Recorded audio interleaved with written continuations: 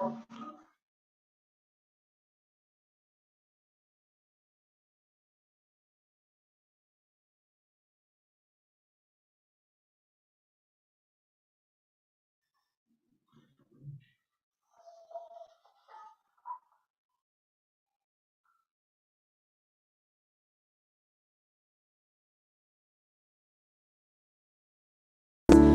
streams and your valleys, your mountains so high. Bless your gods and goddesses, Buddha, Sikh and Jain. Jesus, Allah, Yemaya, we praise your many names. We speak 1,000 languages, we speak with the same tongue. Oh, bless our planet under one sky, and all the people on it. We all laugh and we all cry. Oh, bless our planet, place of our birth.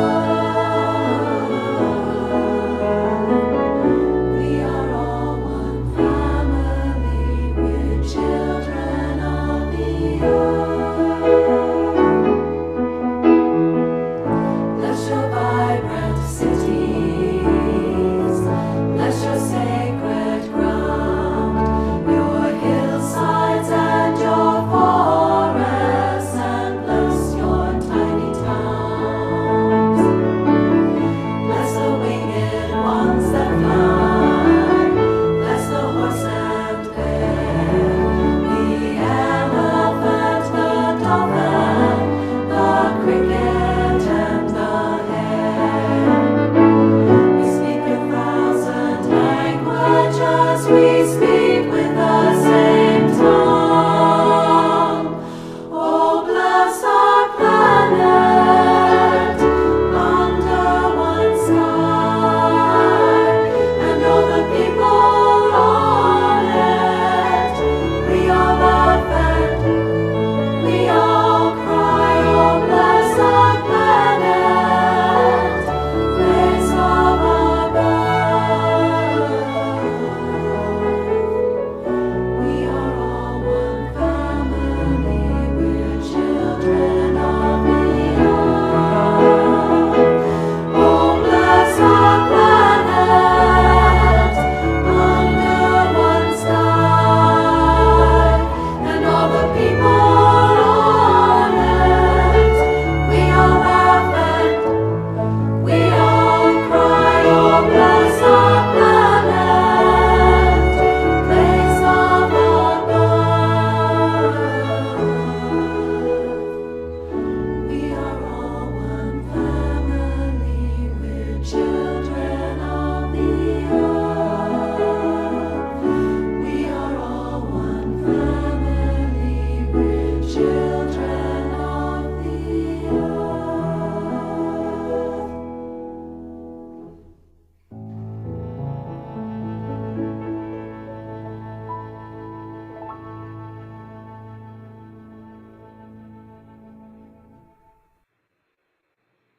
Hello, my friends. Welcome to Gaia's Temple. I want to begin today by offering up my gratitude to all of you. As many of you know, my mother died on June 18th. And because that was the day that we had our Letha celebration, I was unable to attend. And I just want to offer up my gratitude to everyone, particularly the priestesses who stepped up that night in leadership for Gaia's Temple when I was unable to be there, but also to every one of you who reached out to me personally with your thoughts, your condolences, your prayers, with flowers, with cards, the love that you sent to me, and the way I felt so held was just so magnificent, and I am deeply grateful. And I realized that was in June, and it's taken me until August to say this, to even be able to talk about my mother's death without completely losing it. So it's a little bit later, but I did want to begin by thanking you all so very much for your care of me. I am Reverend Judith Laxer, and I am so honored that you have chosen to spend an hour or so of your time here with me and this loving community in Gaia's Temple. We always begin by singing a song to get the energy moving and going, and today our magnificent singer Oriel Lighton is going to lead a beautiful chant by Alexia Chelin. So let's put that slide up, and we'll make sure all of us are muted, and Oriel's going to lead us as we sing this together. Okay.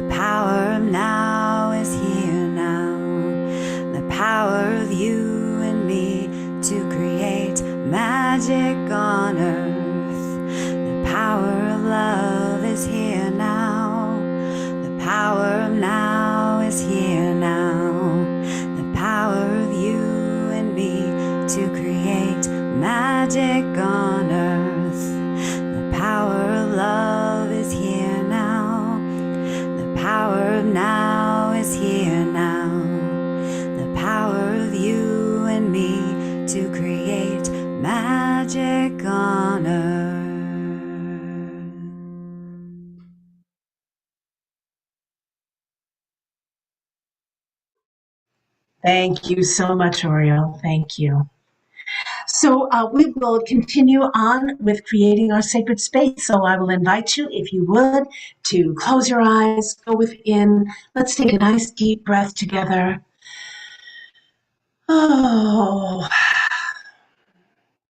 And take a moment now to call all the pieces and parts of you home. So any part of you that might be projected into your future or stuck somewhere in your past or distracted by one of the many, many things that life offers to distract us. And just take a moment now to call all of you home so that you can be here now. And breathe into that presence. And on your next exhale, begin to ground yourself to the earth by imagining a line of energy that extends from the base of your spine, reaching downward toward the earth. And because it is energetic, it goes through the seat or the chair that you are in, down through the floor of the building you are in. If you are already outdoors, it just reaches straight down into Mother Earth. And drop that energetic cord down deep and deep and deeper. Feel how the earth opens to receive you as you send your taproot down as deep as it needs to go so that you feel very grounded, very connected, very held by her. And when that main taproot gets as deep as it needs to go, imagine now that you can send out smaller branches reaching out, taking hold. Breathe life into those branches and into that taproot. And imagine now that they become porous and start to drink the energy of Mother Earth in and up through them, knowing that what we are drinking up is her strength, her nourishment, her sustenance, her beauty, and most of all, her unconditional love. Draw the unconditional love of the mother up through your roots, up to the main taproot. Keep drawing up, up, up. Let it transfer over into your spine and draw her all the way up to your heart. And when she arrives there, let her rest and breathe deeply to make more room. And leaving the earth's energy there in your heart, look to the heavens and find the moon. I don't know if you saw that full moon this week. Wow, she was gorgeous. And she is now waning, and she is in the sign of Aries. So draw down that fiery crone energy now. Imagine that silvery light of the moon pouring down from the heavens, entering in through your crown, and draw her all the way down to your heart. And when the moon arrives in your heart, once more let her rest there and breathe deeply to make more room. Now, leaving the earth and the moon there in your heart, look to the heavens once more and find the sun, golden and warming. He is in Leo, exalted in his own sign. And imagine now that that golden light pours down from the heavens, and it too comes down through your crown, down through your head, down through your neck. He's making his way into your heart. And when he arrives there, breathe deeply. Good. Now, in a moment, I'm going to ask us to take a deep breath together. And when we exhale, I'll ask you to imagine that your exhalation can push these three cosmic energies of Earth, Moon, and Sun straight forward outside your body and encircle you completely. So first, you're going to cast your own little spell around yourself, your own circle. Here we go. Deep breath. And out it goes.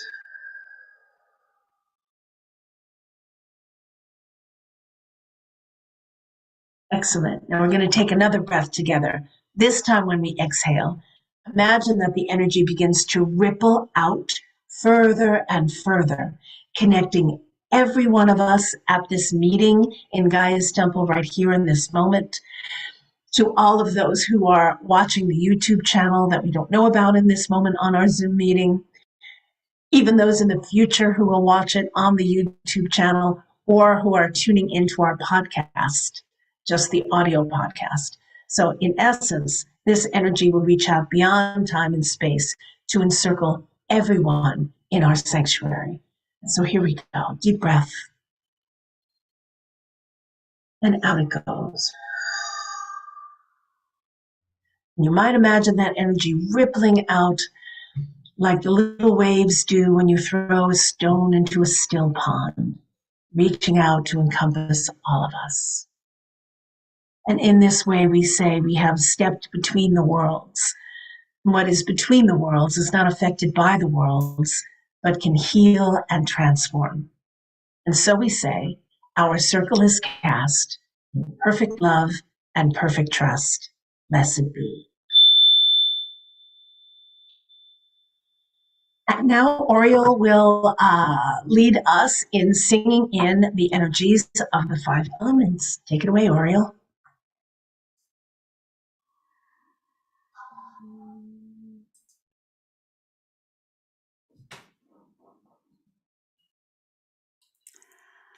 Spirits of the earth, carry me. Spirits of the earth, carry me home. Spirits of the earth, carry me home to my heart. Spirits of the air, carry me. Spirits of the air, carry me home. Spirits of the air, carry me home to my heart. Spirits of the fire, carry me. Spirits of the fire, carry me home. Spirits of the fire, carry me home to my heart. Spirits of the water, carry me. Spirits of the water, carry me home. Spirits of the water, carry me home to my heart. Spirit of the center, carry me. Spirit of the center, carry me home. Spirit of the center, carry me home to my heart.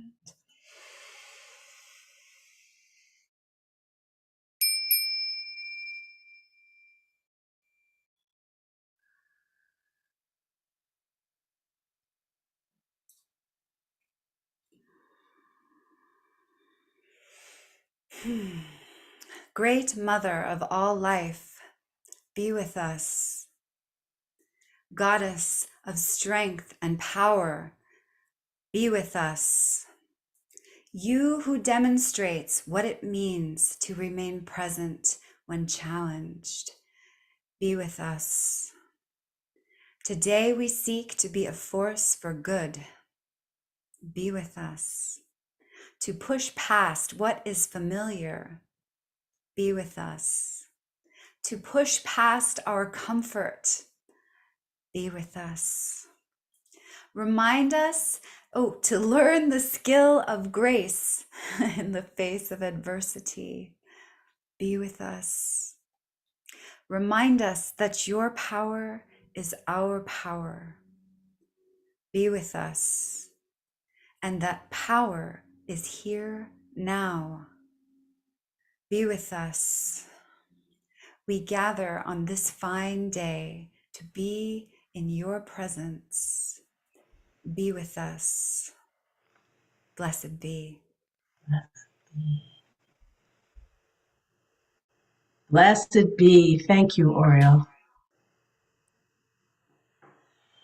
Well, my friends, we are in the third part of the compass created by Valerie Kaur to activate revolutionary love.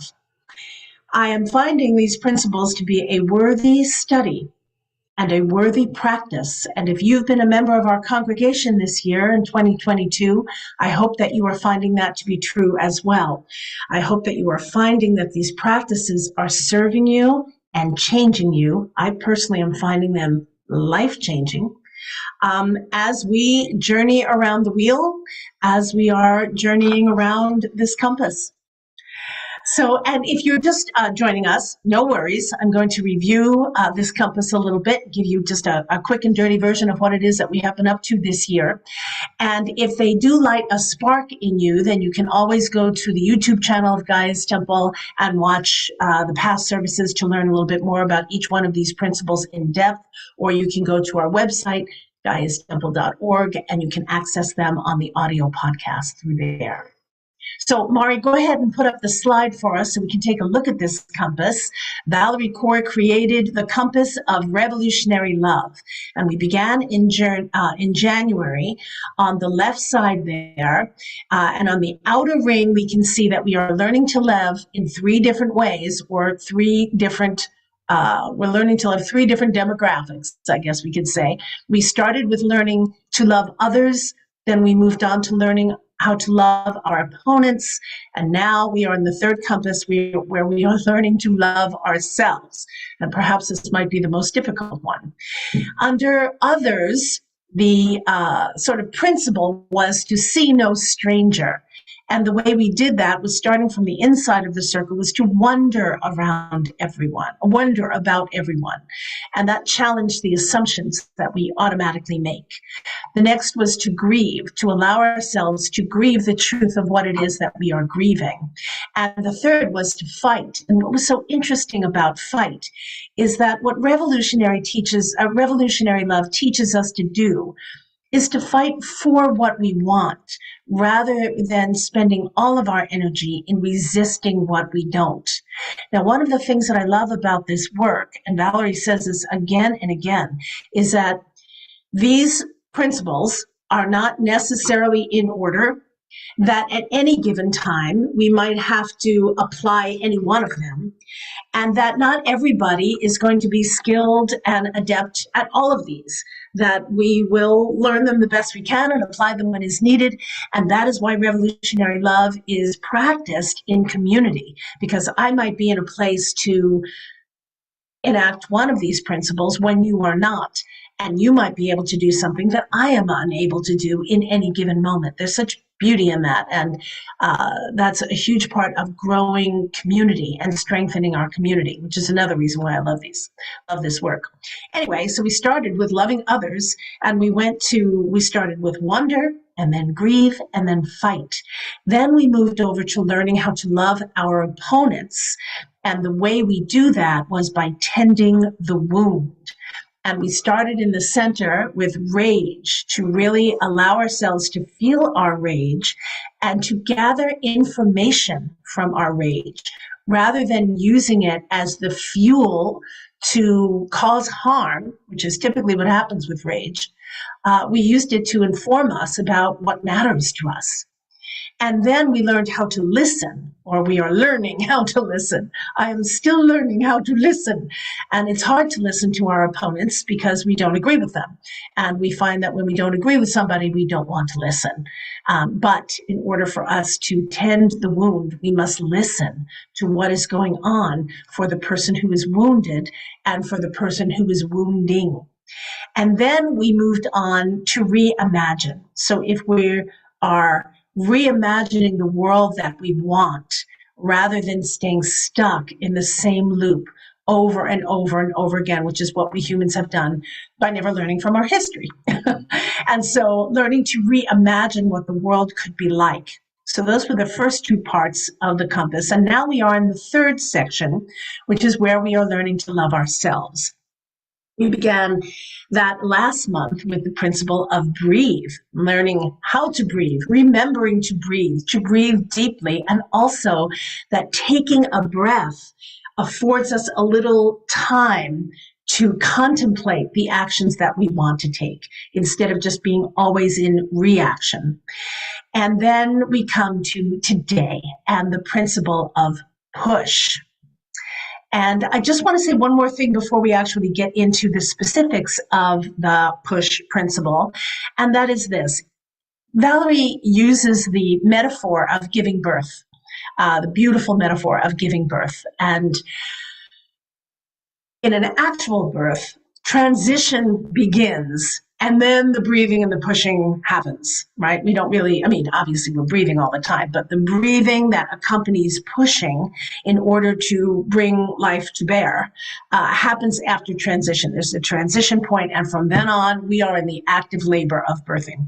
But she changes the order a little bit here, kind of metaphorically, so that we learn to breathe and push, so that we know what we're doing when we go to transition into the world that we want to be living in, when we go to transition into truly knowing how to love ourselves.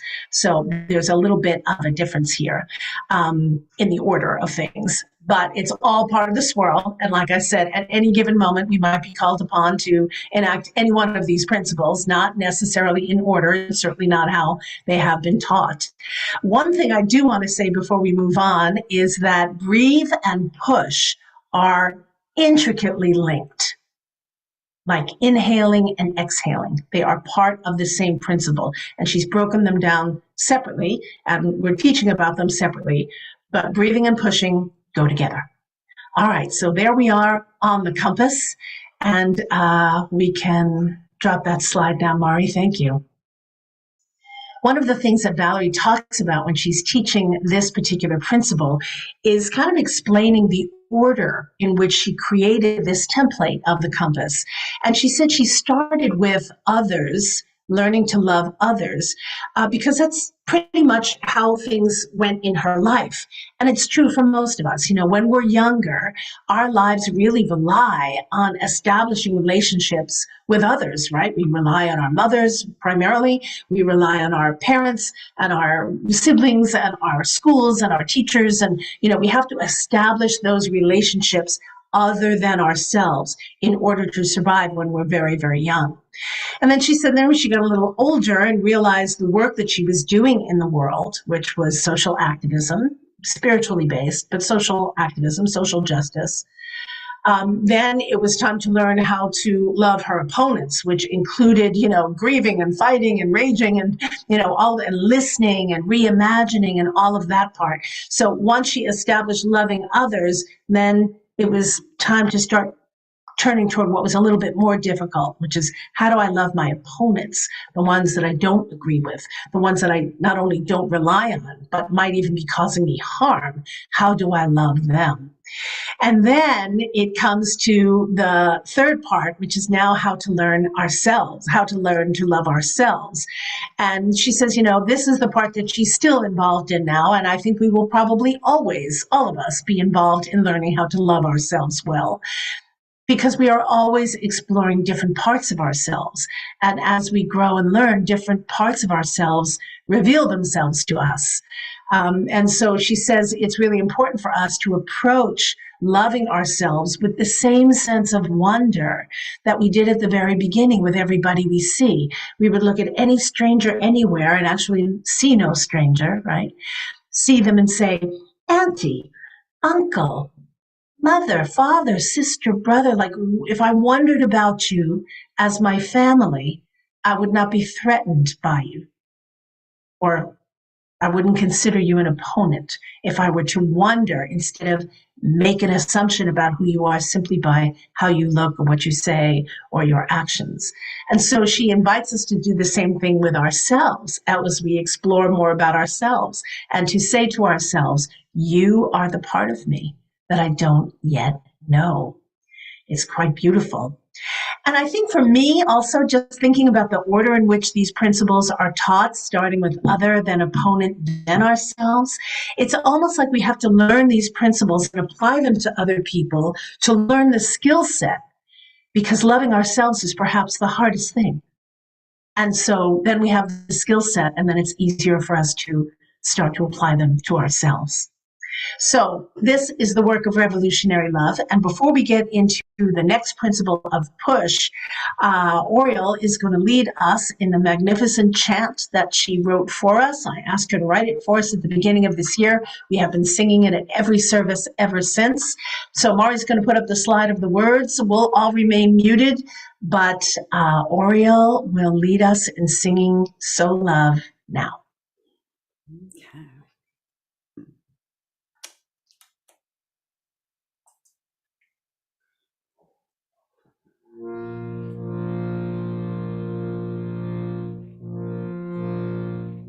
We are sowing, we are growing, we bestow love. We are sowing, we are growing, we bestow love. We are sowing, we are growing, we bestow love. We are part of the solution, so we love, so I love. And we stir the revolution, so we love, so I love. We are sowing, we are growing, we bestow love. We are sowing, we are growing, we bestow love. We are sowing, we are growing, we bestow love. We see mothers, we see brothers, so we love, so I love. And I tend myself and others, so we love, so I love. They are takers and heartbreakers, still we love, so I love. Dare to wonder what lies under, so we love, so I love. We are sowing, we are growing, we bestow love. We are sowing, we are growing, we bestow love. We are sowing, we are growing, we bestow love. We are part of the solution, so we love, so I love. And we stir the revolution, so we love, so I love. We are sowing, we are growing, we bestow love. We are sowing, we are growing, we bestow love. We are sowing, we are growing, we bestow love. We see mothers, we see brothers, so we love, so I love. And I tend myself and others, so we love, so I love. They are takers and heartbreakers, still we love, so I love. Dare to wonder what lies under, so we love, so I love. We are sowing, we are growing, we bestow love. We are sowing, we are growing, we bestow love. We are sowing, we are growing, we bestow love. We are sowing, we are growing, we bestow love.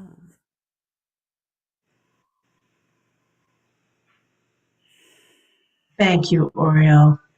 Thank you for leading that today and also for creating that magnificent chant. I feel like it is threaded through my bones at this point. I will sing it always. Thank you so much. So here we are. The next principle is push. We are learning this in the context of self love, and it is focused energy pushed to love ourselves. So the pushing that we will do is of ourselves. We are going to push ourselves. We're not pushing anyone else. We are not going to be a force for good to force anyone else. We are just going to push ourselves. And that's how we're going to learn to push gently and with grace and with wonder, and remembering to breathe in between even every little push. So Valerie gives us the definition of push this way. To push is to choose to enter discomfort, uncomfortable sensations, thoughts, emotions, perhaps grief, perhaps rage, perhaps trauma, all as part of a healing process, a liberation process. That is one serious definition of push. So in essence, what we are learning, what we are teaching ourselves, and what we will be practicing is how to stay present.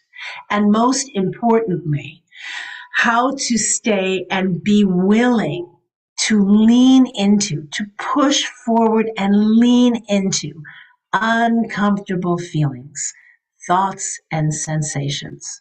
To be willing to stay with pain just a little bit longer in order to heal, knowing that doing so is part of a healing process, and knowing and trusting that doing so is how healing occurs. Tending the wound sometimes means poking the wound. You got to go back and poke the wound.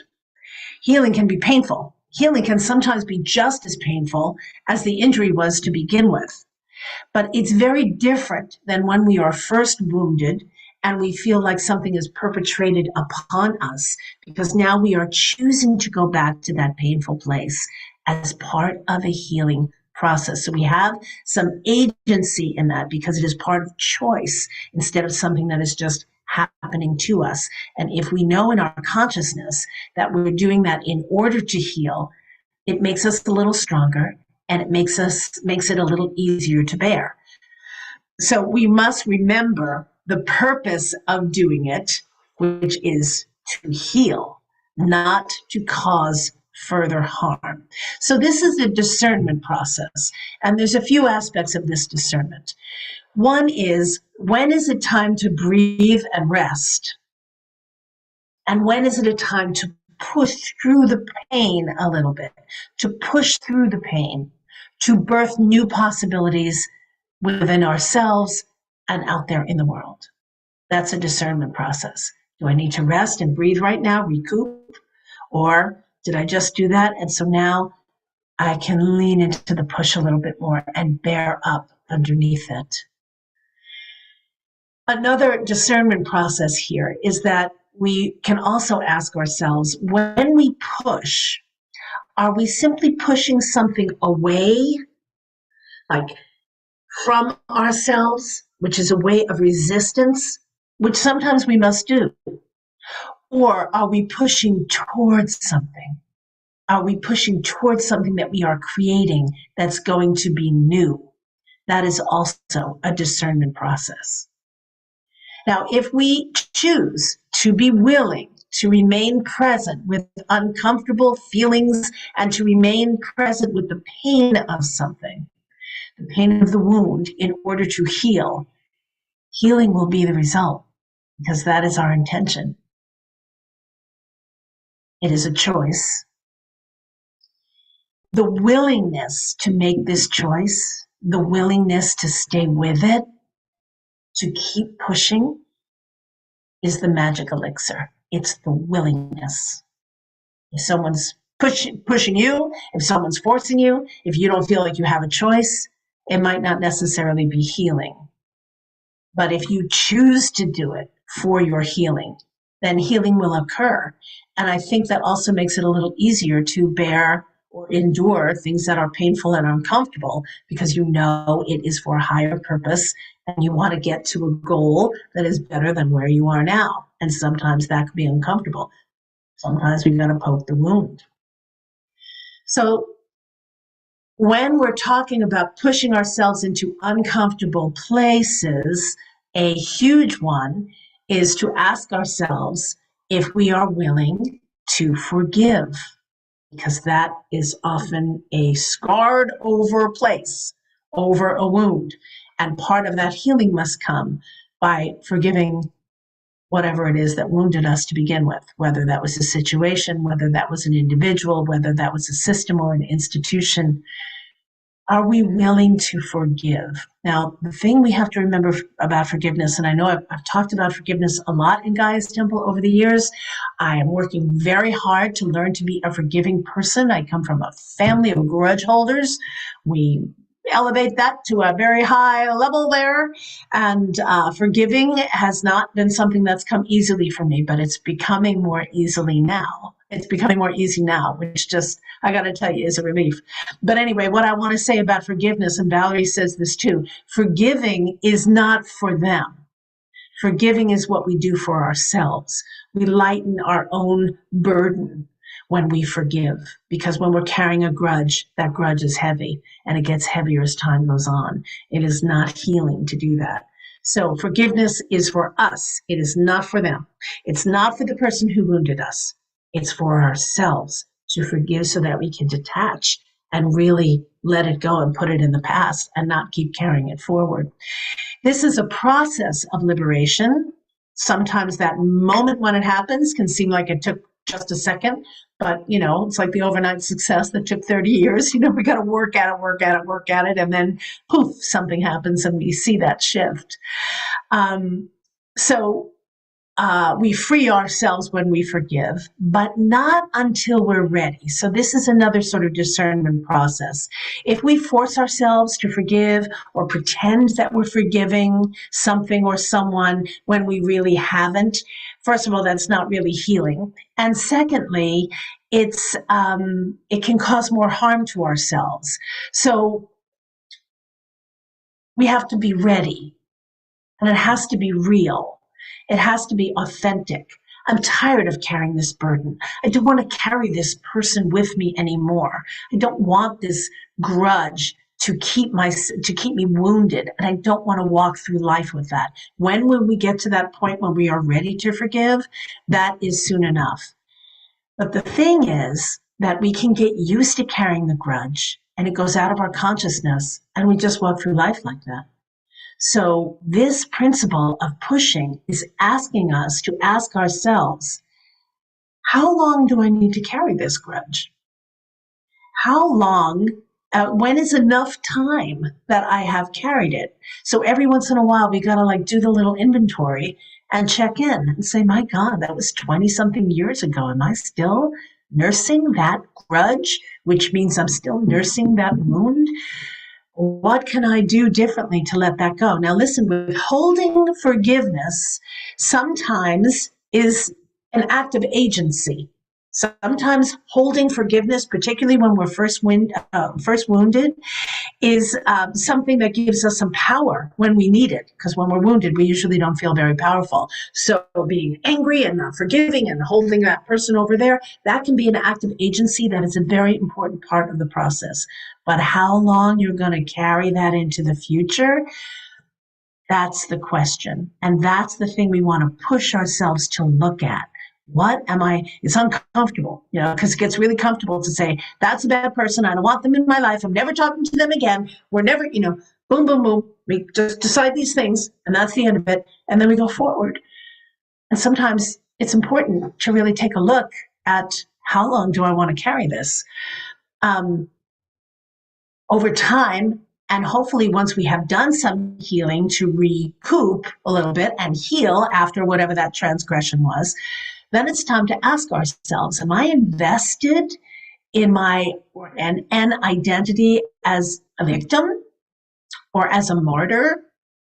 Now listen, I do not mean for one little second to dismiss harm that has been done or to dismiss the truth of someone being victimized. I mean, we are looking at a world filled with rampant, bold, out there violence, and there are victims of it. So I'm not blaming the victim and saying, well, they're not being forgiving enough, and that, nothing like that at all. What I am asking and what revolutionary love asks us is, why it's called revolutionary love is because we want to do it differently than the way we're already doing it. We're looking for something new, something different, because the way we're already doing it has brought us here, and it's not a good picture. So if I want to do that differently, then I must ask myself, am I invested in hanging on to this grudge because that's what gives me a sense of power? And is that really healing? Am I healed? I'm not so sure about that. It's good to contemplate, and it's uncomfortable to contemplate. And that's what we want to lean into a little bit, because when we do that, we have some serious questions to ask, and then some change can happen. And that's the part that is revolutionary. We can ask, okay, if I'm still holding this grudge, what am I getting out of holding this grudge? And is there another way for me to get those needs met so that I don't have to keep holding this grudge and forgiveness can come forth? The good news is that forgiveness does not require that the other person be present. They can have already died. They can be no longer in your life. They can be somebody from the past. It could be, or it could be somebody who's in your life right now, but you don't actually have to do this forgiveness with them in person. This is something we do for ourselves through our contemplation, through the expansion of our consciousness, through making an effort to heal that wound. That's part of this pushing. And the next thing to ask, of course, is that if someone who has harmed you is seeking your forgiveness, like actively apologizing and seeking your forgiveness, are you willing to give it? Are you willing to be merciful and forgive? That's a big question. And I know for myself that when I haven't been willing to do that, it's because I haven't felt powerful. And holding on to being angry and not forgiving made me feel stronger. And there is a time for that. Like I said, in the wounding process, there's a time when any agency is good agency to feel powerful so that we can sort of balance the scales a little bit. But if we continue on that way, those wounds just keep coming down the pike, and then it's ancestral trauma all the way. And revolutionary love seeks to shift that. So if someone is seeking your forgiveness, are you willing to give it? That is another part, another discernment process to ask in healing. Am I willing to forgive? The other side, of course, of offering forgiveness is asking for it. This is a very uncomfortable place because it's difficult to admit and become accountable for our actions that have caused harm. I think what is the beautiful thing to keep in mind here no matter how spiritual we become, is that we are all human beings and we are all fallible and we all make mistakes. And sometimes we seek to cause harm, but most often, at least I'm sure the people listening to this podcast or tuning into this service are not out to harm people consciously, like, I think I'll just go and ruin somebody's life today. I don't think that's in essence who we are, but still as fallible human beings, we say things and do things that hurt people all the time, all the time. And so then the question becomes, am I willing to seek forgiveness, which means that I must be accountable for what it is that I have done to cause harm. And sometimes we do things to make ourselves feel better than someone else. Sometimes we do things because we're only thinking about ourselves and we haven't brought the other person into the picture. Sometimes we are afraid, and so we do things that cause harm in order to counteract that fear and feel more powerful. Sometimes we think we're doing the right thing, but we're really not. But whenever it is that we realize that we have caused harm, that's when we have two choices. We can double down in our righteousness and defend our actions, or we can become accountable and do the work to make amends. Guess which one I'm going to recommend? Revolutionary love. Become accountable, make amends, free yourself. It's liberating to do so. Change the way the story goes so we can do the ancestral healing instead of keep perpetrating ancestral trauma. Healing in the present to change the future for those who come after. This is our point of power right here, right now, in this moment. So one of the things that Valerie talks about in this principle of push, leaning into the place that is uncomfortable. Uh-oh, I made a mistake.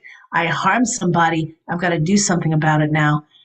All I really want to do is go eat pizza and ice cream, but I have to lean into this a little bit now. She gives us the anatomy of an apology. And this actually, she cites V, formerly known as Eve Ensler, as the one who sort of created this outline of an apology, or at least in this particular way. I know nothing is new under the planet. Nothing is new under the planet. Nothing is new under the stars and under heaven.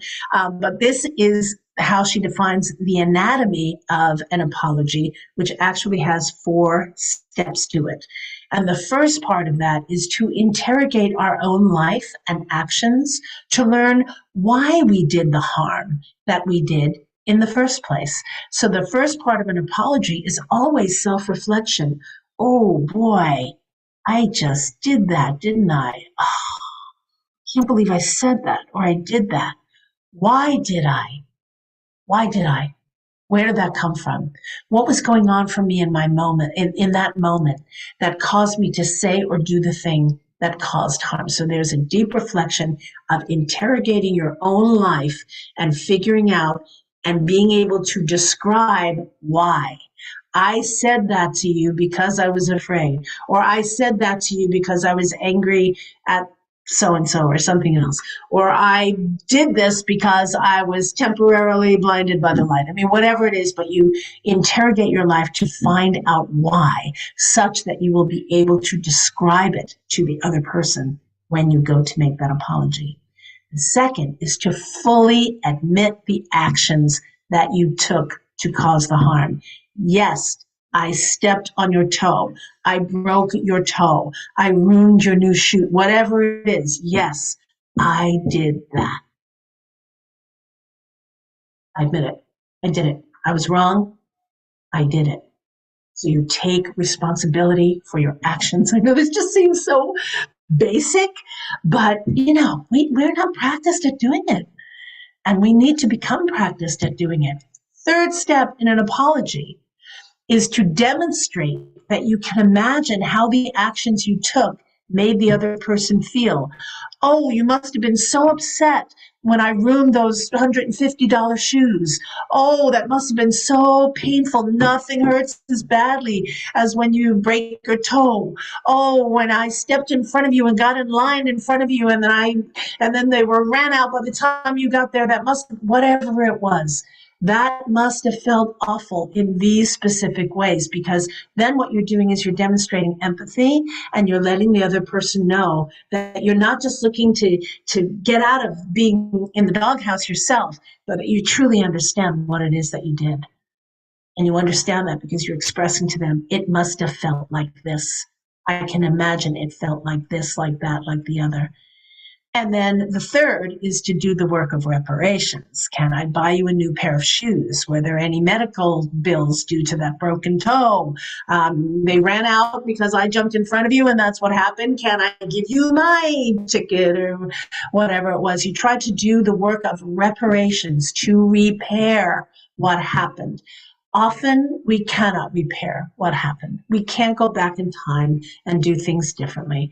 That is just not the way time works in this paradigm. But we can make the effort to repair the best that we can. And that is demonstrating that we are taking the steps to heal and to promise the non-repetition of harm. That will never happen again. And how you know that will never happen again is because I have interrogated my own life, realized why I did what I did. I am admitting, yes, I did all of those horrible things. And I can imagine how horrible it was on you that I did it. And I'm going to make it as good as I possibly can. And I will never do it again. Those are the 4 parts of an apology. That's what must occur when you are seeking forgiveness. So this discernment process is both part, are you willing to forgive those who have harmed you? And are you willing to take a look at how might I have harmed someone else? And what can I do to repair that? One thing that Valerie keeps saying over and over and over, and in all of her examples, she also talks about this. This process takes time. It doesn't take time because we're slow or we're stupid. It takes time for the charge to kind of diffuse a little bit, for our minds to get a little clearer. We all know we see things better with 2020 hindsight. It just takes time. She talks about this one particular reconciliation that she had with a family member, and it took like 20 years until she was ready to even talk with him. And then when she was ready to talk with him, they went through a process together to heal. And the other thing that she says, and this is true about, healing in any way, that even if you do forgive someone, even if someone has forgiven you, or when that occurs, it doesn't automatically mean that you're going to be best buds again. It doesn't even mean that you choose to be in each other's lives anymore. It just means that you choose to heal what happened, and you can move forward healed and more whole and liberated from the harm that was caused, liberated from the weight of the grudge that we carry, but not until we're willing to push into how uncomfortable it is to go back to that wound to heal it. So, my friends, if you're willing, I'm going to ask you to close your eyes and go within. Take a nice deep breath. I'm going to lead us through a guided inquiry that Valerie offered. This is her work, and I just found it so magnificent, and there's just no way to improve on it. So just breathe nice and evenly and deeply. Reconnect with your grounding cord. Make sure you are deeply connected to Mother Earth so that you feel held. And if at any point in the coming meditation you feel you need to back up or walk away, trust your own body, your own intuition, your own wisdom, because you know what it is that you need. So trust what it is that you need. And so now when you're ready, I invite you to bring to your mind's eye the face of someone from whom you want an apology, someone who you believe owes you an apology. It could be someone living or not, and the harm that they caused you can have been very great or very small. In fact, it might be best to work with someone who did something very small just for the practice of it right now.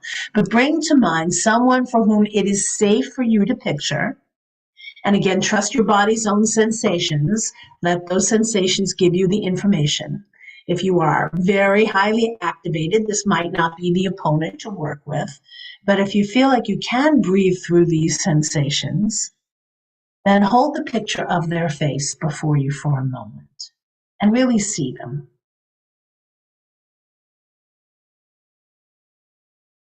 And I'd like you to imagine them now apologizing to you sincerely and deeply.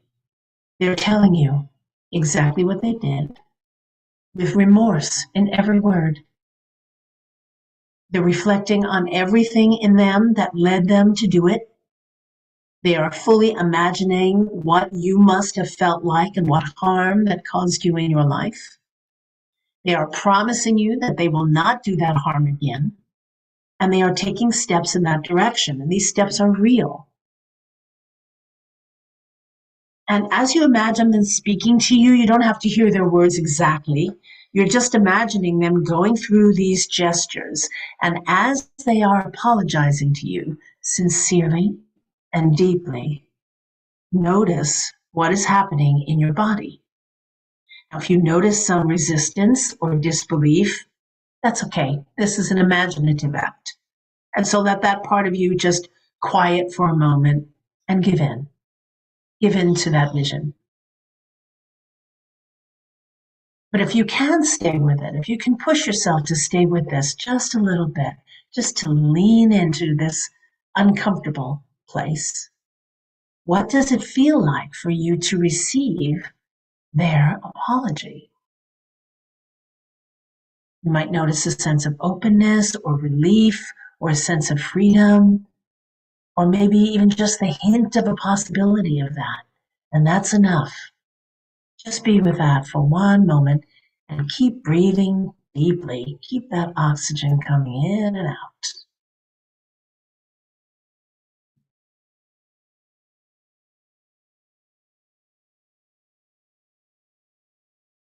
Good. Now, this might be enough for you. This might be enough to process.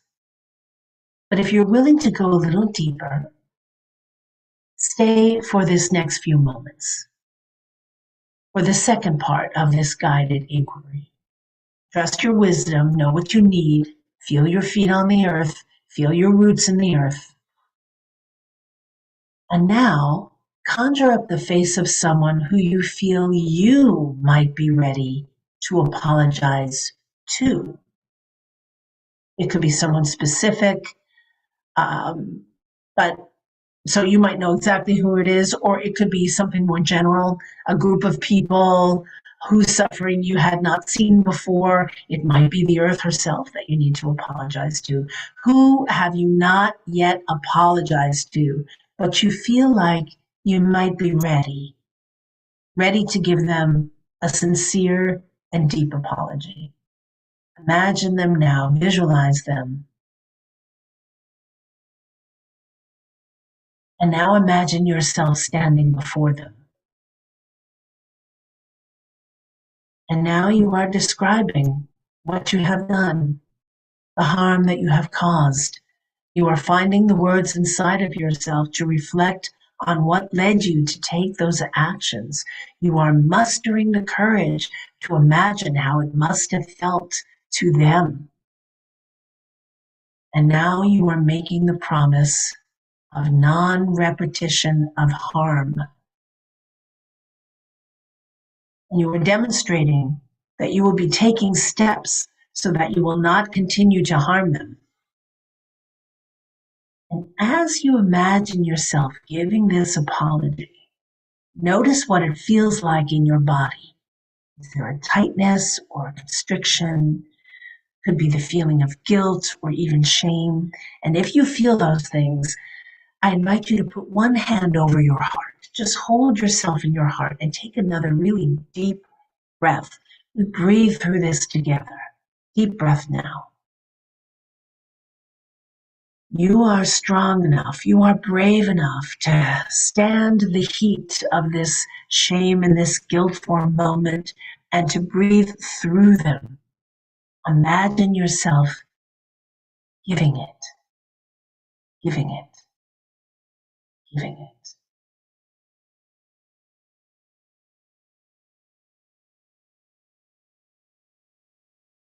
And now imagine what impact your apology is having on the person or the group that you're giving this apology to.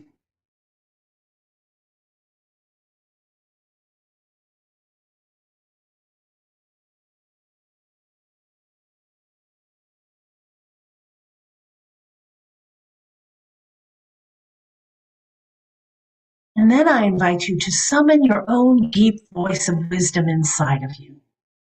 What information have you gained about yourself in this process of inquiry? What actions are you ready to take or receive because you have imagined them first? What breathing might you need to do before you make the next push in this direction? Take a moment to think on these things now. What have you learned about yourself? Was it easier than you thought? Harder than you thought? What were the emotions and sensations you were feeling? Can you stay with them? Can you reimagine how this could go? Can you imagine doing this now that you've already imagined it?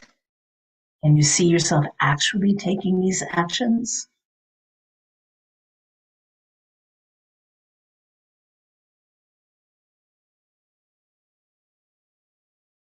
And then let any images you still have conjured in your mind there begin to fade. Take another really deep breath, a deep cleansing breath all the way to the bottom of your lungs. Then gently empty your lungs and bring yourself back to Gaia's temple here in our sanctuary.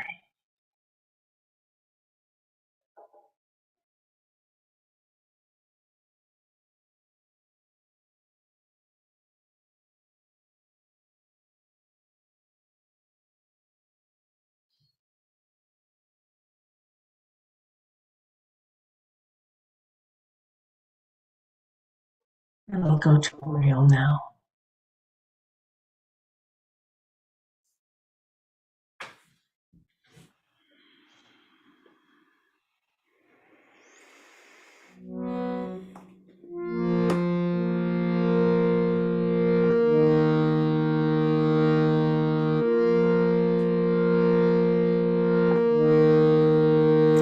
I walked through fire, came out the other side. I chased desire, made sure I got what's mine. And I continued to believe that I'm the one for me. And because I'm mine, I walk the line.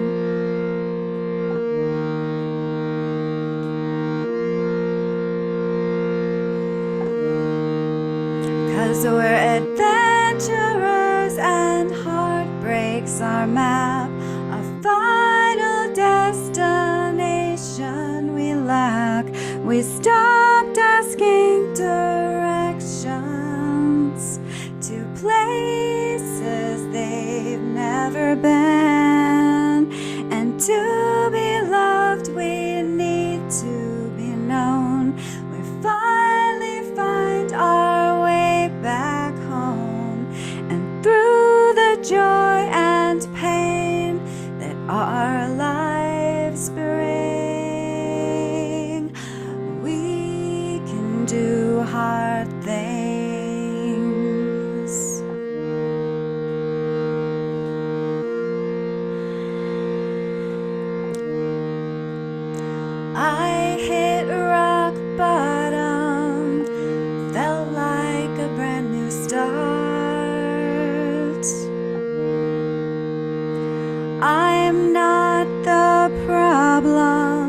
sometimes things fall apart, and I continue to believe the best people are free, and it took some time, but I'm finally fine.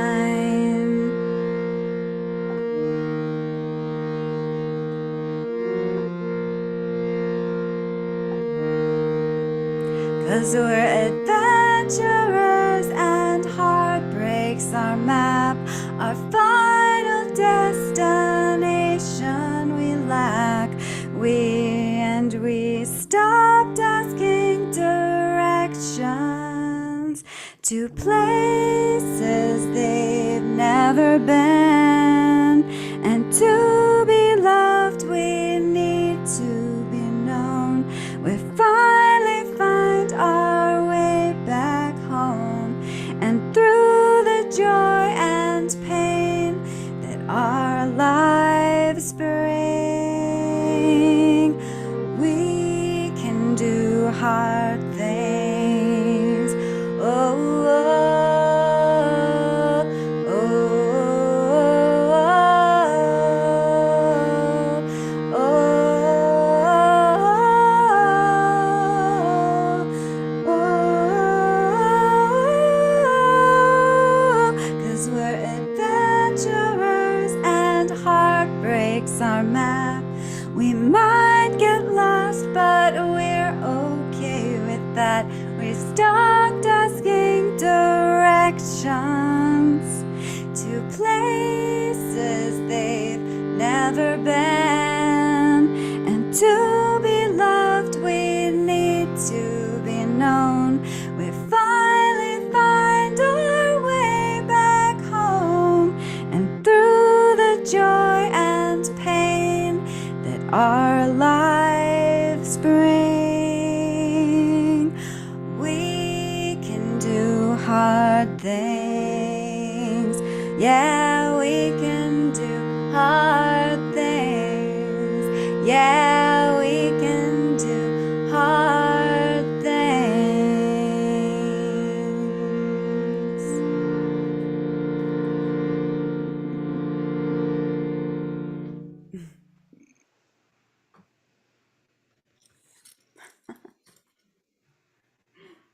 Thank you, Oriole. Thank you so much.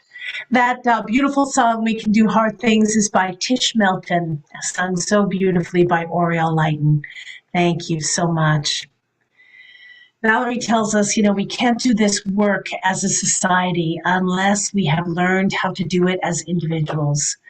For if we can hold our own truth and reconciliation commissions in our own lives, and if we can do the work of healing and forgiveness and the work of apology, then perhaps we'll generate enough collective knowledge and enough collective wisdom to offer it up to the nation as a whole and to help us transition during this critical threshold, where we will only move forward if we have done this work first. This is what it means to push. This is why it's important, and this is why it's revolutionary. So, my friends, be extra gentle with yourself after this service today and over the next little while. Actually, be gentle with yourself forever, my friends, but especially after doing the hard work of this exercise, working to accept an apology and forgive, and the hard work of apologizing. If we learn and practice forgiving and becoming accountable, if we remain willing to heal by pushing into uncomfortable places so we grow in our health, and we do this in our personal relationships, in our families, in our communities, in our schools, and in our workplaces, then we will be the agents for healing change in the world. What better thing can we say about ourselves than that? I can't think of a one. It starts here and it spreads out wider and wider for the highest good of all. So may this work of pushing remain accompanied by breathing. Don't forget to breathe. May we discern when to do them in turn. May our breathing bring rest and inspiration to push, and may our pushing make us the strong change agents of the world. We can do hard things. We can do them together. Blessed be.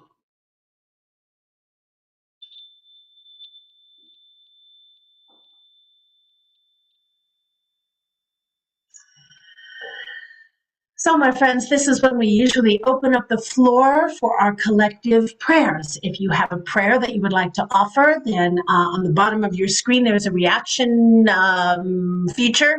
You can click on that, raise your hand, and then we'll call on you one by one so we're not talking over each other. And feel free to express your prayer. When you are finished, say, "Blessed be," so we know that you're done, and we'll move on to the next person. And if you would like your prayer, if you're on the Zoom meeting and would like your prayer a little bit more privately, feel free to use the chat feature so that we can all read it and we can hold your prayers up in our hearts. And does anyone have a prayer that they would like to offer this time?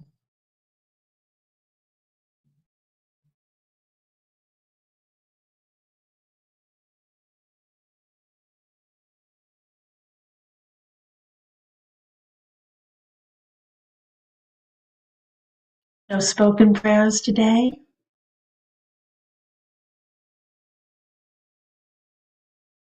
Well then, may all our prayers, spoken and unspoken, be heard and answered. Blessed be. If we were if we were together in Gaia's Temple in person, which we are hoping to get back to sometime this autumn, but if we were together now, we would be passing the love offering baskets now and asking for your donations to support this ministry. So I do want to just say a few things about that, and that is this, that we do need your financial donations in order to support this ministry. And it doesn't really take all that much. Anything that you donate is greatly appreciated, and all of it goes toward keeping us afloat. What we like to do is ask the people who participate in Gaia's Temple in an ongoing way, either by coming to these Zoom meetings monthly, or watching our YouTube, or listening to the podcast, or participating in our Sabbath celebrations, that if you think of it as like $1 a day, $30 a month, if we had enough people doing that, we would just be swimming along without the stress every month of saying, "How are we doing? Are we still doing it?" So I will ask you at this time to donate and to give generously. If what you receive from Gaia's Temple is serving you in any way, that reciprocity would ensure our continuance, and we are most grateful for that. Also, on the day of the service, which is today, August 14th, 2022, if you donate anything today, 10% of that donation we will tithe to another nonprofit organization that is in alignment with our mission, vision, and values. And today, like last month, we are going to tithe to Planned Parenthood, and we are doing this in light of the recent Supreme Court decision to overturn Roe versus Wade. And so we want to support our values. And so know that if you donate any monies today to Gaia's Temple, 10% of that will go to Planned Parenthood. And in advance, we thank you so very much. So when we pass the love offering baskets in Gaia's Temple, we always sing. And we've been asking everybody to stay muted while we sing because, you know, of that lag time that goes on in Zoom. But we decided we don't really care. Well, actually, our board member, Maggie Yell Wilson, said she longs to hear all of us sing together anyway, even though it sounds crazy together. So we're going to ask you to unmute. Mari's going to put the lyrics up, and I'm going to sing it and sing it with me no matter what it sounds like. We're going to sing it 3 times through, and it goes like this. Thank you, Mother, for your gift of love today. Thank you, Mother. We are following your way. Thank you, Mother, for your gift of love today. Thank you, Mother Earth. We We are are following following your your way. Thank Thank you, you, thank thank you, you, Mother Mother Earth, Earth, for your your gifts gift of of love love today. today. You Thank thank you, Mother Mother Earth. Earth. We We are are following following your your way. way. It was lovely to hear all of us singing together. Thank you, Maggie, for that suggestion. We will do that from here on out. All right. So before I want to offer up some thank yous. First, I want to thank Mari Budlong, our tech goddess who runs the show for us. Mari, thank you so much. I don't know what we'd do without you, and I never want to find out. And also to our great talent today, Oriel Lighton. Thank you so much for your beautiful music.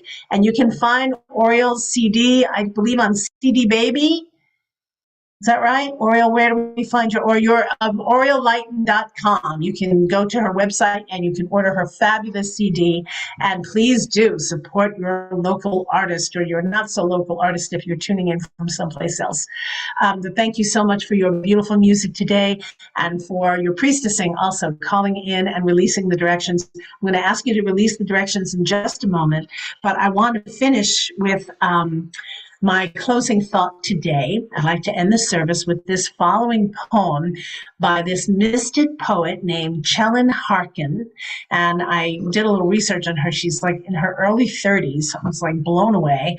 And this piece is called The Feminine is Here. The Feminine is Here by Chellan Harkin. The feminine is here to crack open your body, women and men, and finally release the poison of every ancient, unclean wound. The feminine is here to crack open your ideologies and shoot new life through you like a seed, hard and closed for so many years, and suddenly kissed into transformation by the great destruction of light. The feminine is here to pull you from the measured, surveyed land at the edge of the wild forest of your dreams and finally toss you into the mapless territory of your heart. The feminine is here to lay your impressive certificates of learning at the feet of inner knowing, to pluck you from the discipleship of an outward master and lay you at the altar of your inner truth. And to activate this inner truth that has long been waiting latent and so eager to erupt from your soul.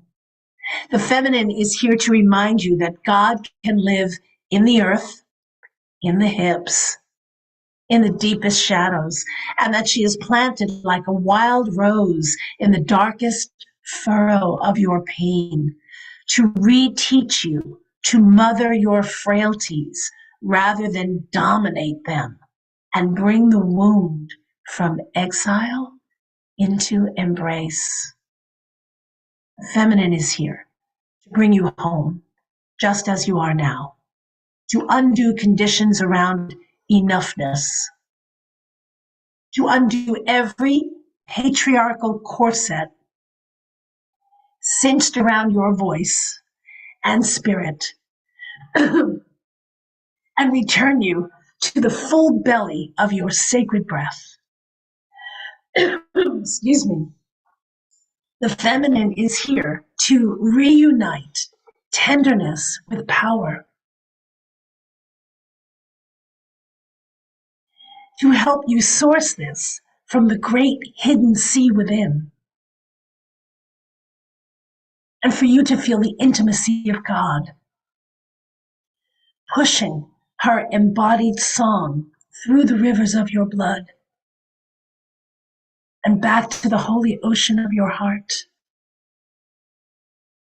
The feminine is here to tell us in no uncertain terms, we are carrying a new wisdom, a gestation of God in the womb of our consciousness, and a great, never before seen beauty is soon to be born. Blessed be. All right, Oriel, will you lead us in singing out those elements? Thank you. To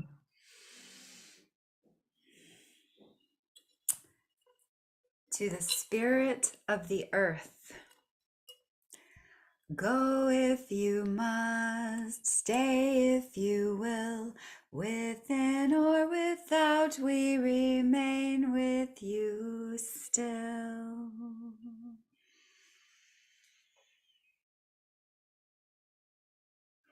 To the spirit of the water, go if you must, stay if you will, within or without, we remain with you still.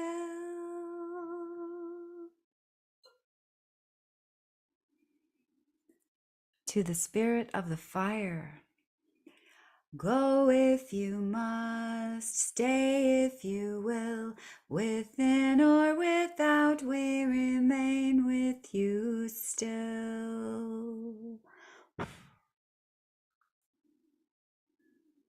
To the spirit of the air, go if you must, stay if you will, within or without, we remain with you still. And to the spirits of the center, go if you must, stay if you will, within or without, we remain with you still. Blessed be.